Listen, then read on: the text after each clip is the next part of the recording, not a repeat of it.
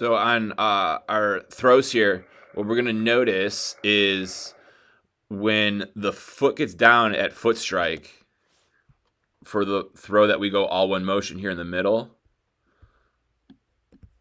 Take that back for you. All right, as this front foot is getting into the ground, into the ground, into the ground, we can see that your throwing arm is starting to want to come around. You're starting to sorry, I'm watching College Game Day as I'm doing this. Your elbow is starting to come through, putting your arm into external rotation. And it's before this front foot gets into the ground.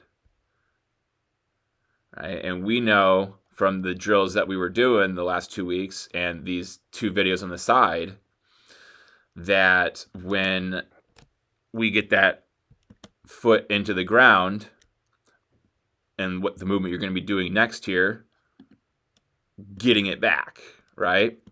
So we can see these differences of where your upper body is able to be at when we do the drill that's representing our moment of foot strike compared to when we get the foot strike in the actual delivery, how the arm is already starting to come through.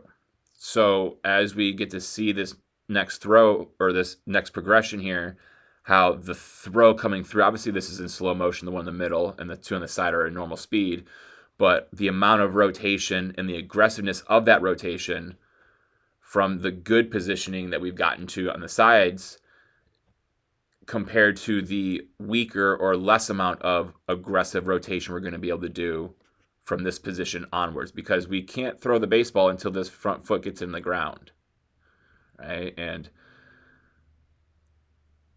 boom, it's in the ground now.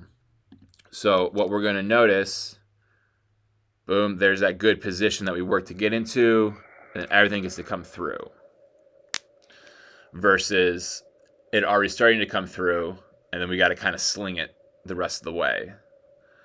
So if we paused you at the moment that you more closely represent on the sides, we can see that the backside foot hasn't started to turn over really yet, and the front side foot hasn't gotten itself into the ground quite yet.